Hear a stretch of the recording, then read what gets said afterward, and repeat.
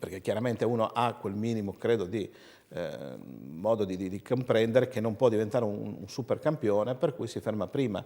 E questo però è un peccato, perché per una marea di giocatori che sono arrivati in Italia, mediocri, insomma, l'abbiamo visti, sappiamo chi sono, Senza giocatori fare che nomi. potevano stare tranquillamente nei loro campionati, probabilmente avremmo potuto vedere dei giocatori friulani che invece sono andati a finirla in serie minori, in campionati più semplici. Forse è una questione anche di scelta. Scusa se ti Comunque. interrompo, però volevo dire, una cosa volevo dire. Io quando ero alla primavera, io dicevo alla società, in Friuli si possono fare 2 primavere e 2 allievi nazionali che tutte e 2 arriverebbero, non dico in finale, uno potrebbe arrivare primo o terzo, l'altro quarto, però voglio dire, il materiale c'è, però non vedo più questa voglia, questa determinazione, questa, come dicevi te, questo spirito di sacrificio, e alla prima difficoltà un po' i genitori, che sono molto importanti, no, nella scelta dei figli. Sono troppo presenzialisti. E infatti non ho mai forse. visto un giocatore emergere pur avendo le qualità con un genitore a fianco, diciamo così, no? Eppure non viene fuori più nessuno, no?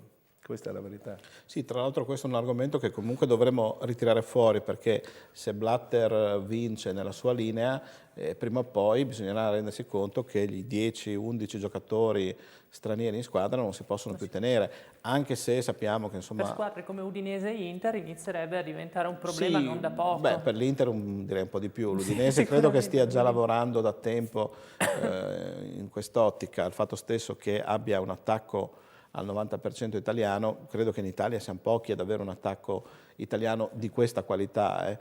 Poi, che siano napoletani invece che friulani, chiaro che dal punto di vista campanilistico può muovere un po'. Fatto di tifosi però questo, onestamente, a Napoli sono tutti stranieri. tra l'altro, però onestamente, cioè, avercene e avercene anche 11 se sono così. Anzi, magari fossero anche perché veramente le loro qualità umane, quello che diceva il mister prima, che è fondamentale. Nell'Udinese di quest'anno si vede veramente lo spirito di sacrificio, che è una Di delle... voglia, no? Di voglia. Esatto, di motivazioni, di personali e motivazioni poi riportate tutti, che navigano tutti dalla stessa parte, mentre gli altri anni era un po' diverso, no? Mi pare, gli ultimi anni, no? Sì, è stato forse una questione... blackout. Ebbene ha fatto la società Chiamiamolo blackout. a fare piazza pulita e ripartire da zero. Assolutamente. È un grande rischio però che ti dà anche grandi... Le cose possono andare male, ma se vanno bene proprio, ti danno grandi soddisfazioni. Ecco, adesso in prospettiva immediata, questa Udinese, secondo voi, quanti punti può chiudere prima della sosta? E anche ormai, visto che ci siamo, mancano solo 4 partite alla fine del girone di andata. Riuscire a pensare di arrivare a 35-36 punti è un'utopia o, viste le potenzialità, è credibile?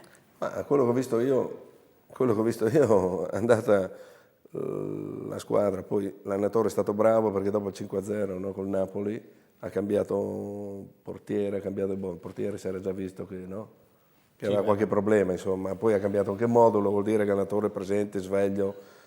Io dico la verità, non pensavo che avesse qualche problema, invece è stato bravo, però ha battuto la Juve, ha pareggiato con l'Inter Milano in maniera più che soddisfacente. A Roma la partita, non vorrei dire un'eresia, ma quasi una mezza rubata, non possiamo dirlo? No, possiamo diciamo dirlo che tranquillamente. Rubata, pari, magari... Quindi vuol dire, era il risultato più giusto. Vuol dire che una certa condizione tecnica, una certa condizione tattica e fisica è un insieme che può competere con le migliori. Quindi se gioca ogni partita con la determinazione che ha giocato fino adesso, ma io credo che i punti ne farà tanti.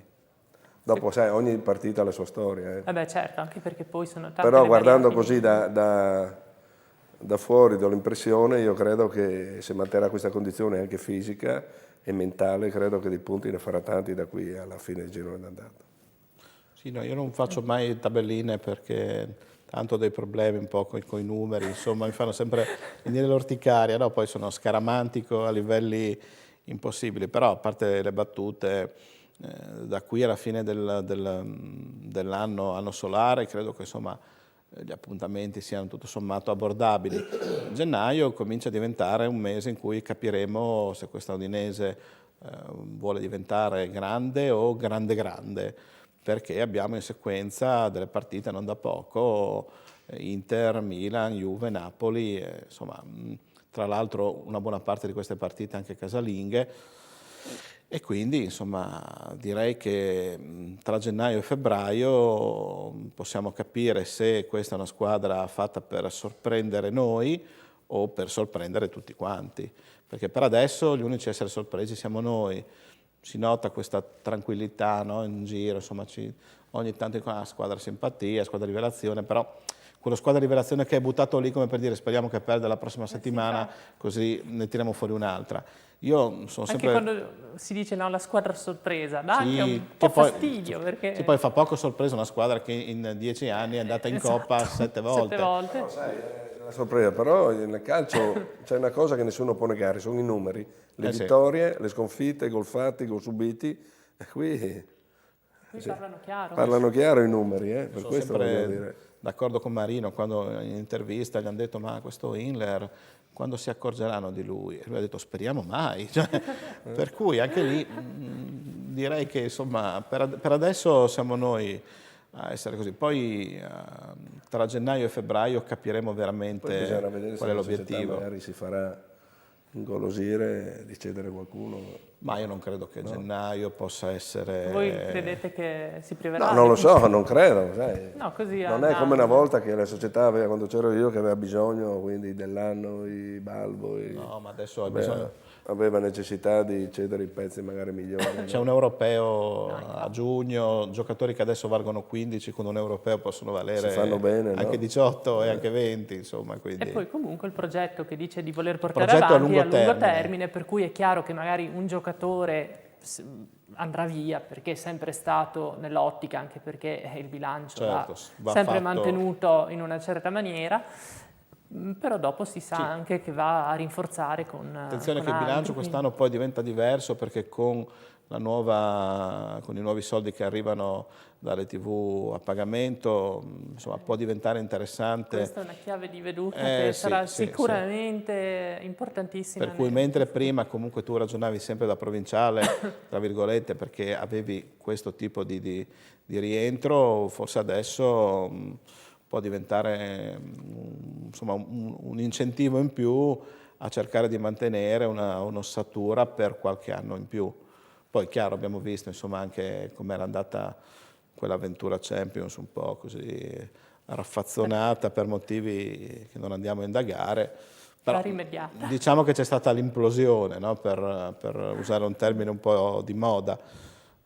È durato 2 anni il risultato dell'implosione, però ripeto quello che ho detto all'inizio, nessuno avrebbe immaginato di trovarsi adesso in questa posizione con tutto quello che è successo e con tutto questo rinnovamento. E qualche volta dare una mano di vernice, anche se il colore magari non ti piace al primo momento, però poi cominci ad abituarti, dici ma forse sta meglio. Anche perché dietro, specialmente, vedo anche la Fiorentina, no? Non ha questa consistenza, questo gruppo, questa no? Qualità che ha l'Udinese nel complesso dei giocatori, della rosa dei giocatori. No? Chiaro, se la Fiorentina pensa che Pazzini gli possa risolvere tutti i problemi, sì. Sicuramente La squadra non è rosa stata udinese fatta è- bene, Stessa secondo me. Sampdoria che Esatto. insomma era accreditata di squadra comunque da zona coppe, ma addirittura mi parlavano quest'estate di zona coppe per il Torino. Cioè, Natale è andato perché doveva avere più visibilità. Comunque questa non merita esprimiamoci sugli Ho visto il assenti. Torino per piacere. merita Beh, vabbè, altre eccetera. puntate di discussione. Per intanto, per oggi è davvero tutto. Ringraziamo i nostri 2 ospiti per la compagnia che ci hanno tenuto e speriamo che tornino presto a trovarci. Grazie a te, grazie a Arrivederci voi. ad Adriano Fedele Grazie. ed arrivederci ad Andrea Arrivederci a Ioime. tutti. E arrivederci naturalmente a tutti i nostri telespettatori.